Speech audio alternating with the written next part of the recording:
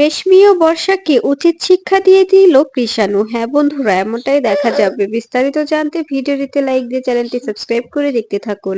গল্পের শুরুতেই দেখা যাবে কমলিনী রাগ করলে তখন নতুন বলতে থাকে, তোমার সামনে একটি বাচ্চা মেয়ে এতগুলো কথা বলে গেল, তুমি তুমি তার প্রতিবাদ করতে পারলে না। আর তুমি আমাকে এটুকু এটুকু বিশ্বাস করো না যে আমি তোমাকে ছাড়া অন্য কারো কথা ভাবতেও পারি না। তোমাকে আমি কতটা ভালোবাসি তুমি জানো না? তোমাকে ছাড়া আমি থাকতে পারবো না। আর তোমাকে এভাবে কথা শুনিয়ে গেল, তুমি তো পারলে কথা শোনাতে পারতে, তাই না? তুমি বলতে পারলে না যে আমার মানুষকে আমি আমি যত্ন করব, আমি কি দেখাশোনা করব, সেটা সেটা আমার ব্যক্তিগত ব্যাপার। তুমি কেন এতটা এতটা উতলা হয়ে উঠছো? তুমি যদি ওকে কথা শুনিয়ে দিতে তবেই তো হতো, তুমিও তো ওকে কথা শোনাতে পারতে, কিন্তু তুমি কেন কথা শোনাওনি? তুমি মেয়েটা বলে গেল আর তুমি চুপচাপ দাঁড়িয়ে থেকে শুনলে। তোমাকে তো ও অনেক কথাই বললো, তুমি যদি জবাব দিতে তবে আমার বিশ্বাস ও কিছু বলতো না, ও হেসে উড়িয়ে দিত। কারণ কারণ মেয়েটা অনেক সরল সোজা। তখন তখন দেখা যায় তখন কমলিনী বলতে থাকে, তা ওকে সব দিক থেকে দেখি চিনে ফেলেছো, সবকিছুই জেনে গেছো তাই না? তখন দেখা যায় নতুন বলতে থাকে, সেরকম কিছু না, কিন্তু আমি তো ওদের পড়াশোনা করাই, অনেক রকম ছাত্রছাত্রীদের হ্যান্ডেল করি, তাই আমি সবটাই বুঝতে পারি, সবটাই জানি। বুঝতে পেরেছো?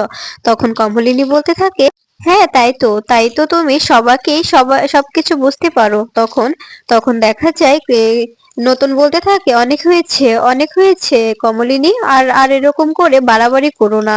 আমি তোমাকে বলছি যে তুমি যেগুলো ভাবছো সেগুলো পুরোটাই ভিত্তিহীন। কারণ মেয়েটা তোমার ছেলে মেয়ের বয়সী, আর ওদের ব্যাপারে এসব ভাবাটাও পাপ। বুঝতে পেরেছো? তখন কমলিনী বলতে থাকে, সরি গো, আমি বুঝতে পারিনি।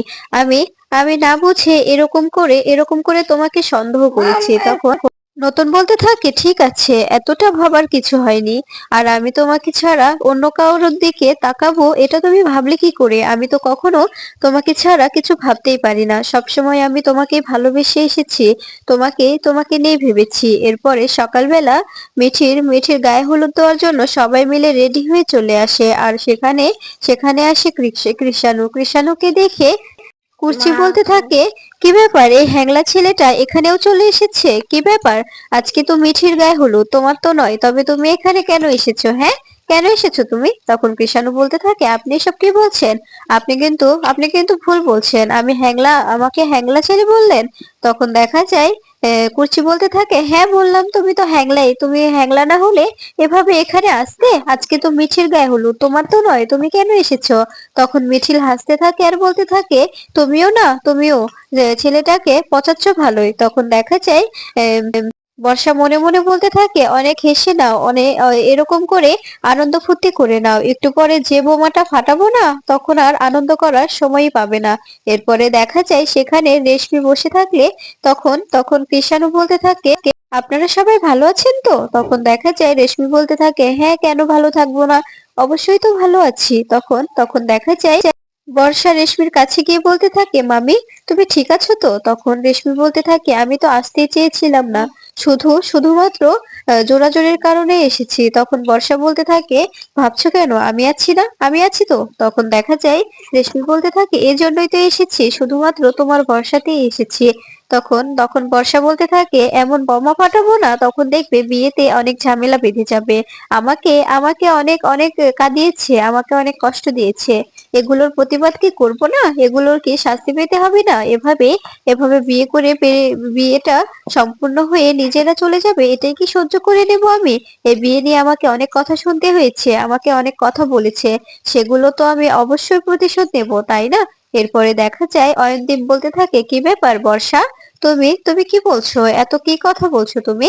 তখন দেখা যায় কোমল বলতে থাকে, আসলে ওরা ওরা জোর পাচ্ছে, যেমন বিয়ে বাড়িতে সবাই সবাই জোর খুঁজে, তাই না? তখন অয়নদীপ বলতে থাকে, ঠিক বলেছো, বিয়ে বাড়িতে তো সবাই সবাই নিজেরা নিজেরা জোর খুঁজে বন্ধু বান্ধব বানায় গল্পগুজব করার জন্য, যেমন আমি তো তোমাকে বানিয়েছি, তাই না?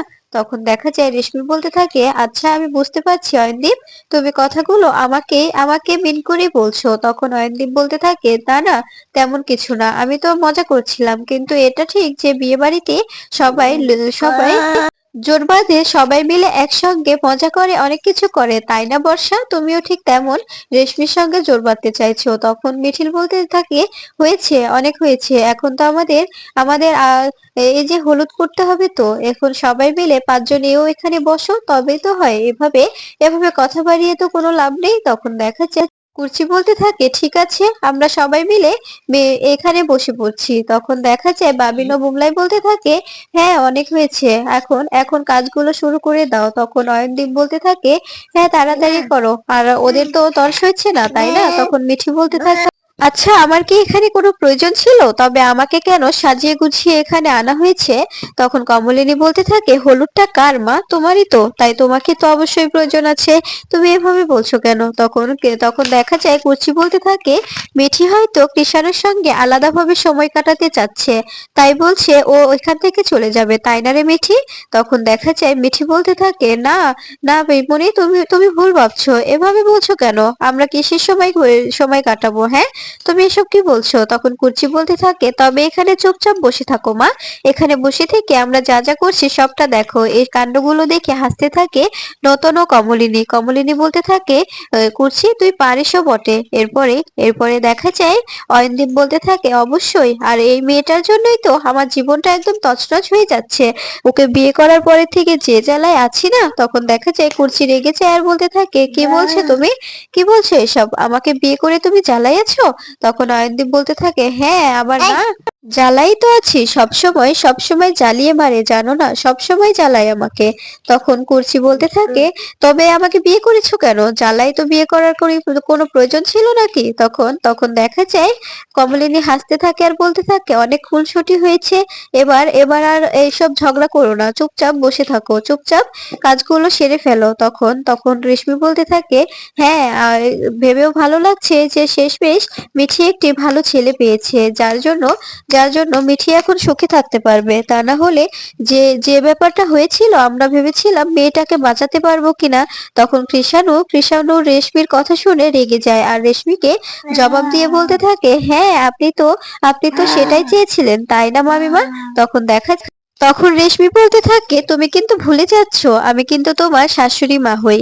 তখন কৃষাণু বলতে থাকে, এখন শাশুড়ি শালিকা সবাই এক, বুঝতে পেরেছেন? এখন সবসময় মজা করারই সময়, এখন আর কেউ এসব মানে না।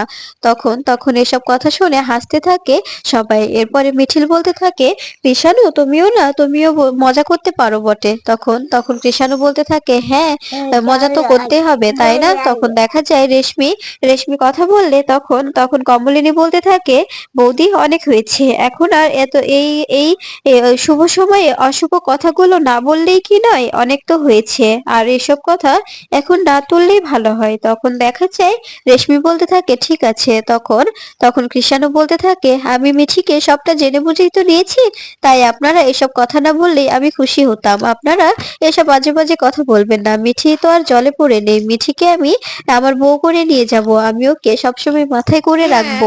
মিঠিকে নিয়ে আপনাদের কারোর কিছু চিন্তা করার কোনো প্রয়োজন নেই, মিঠি অনেক ভালোই থাকবে, বুঝতে পেরেছেন?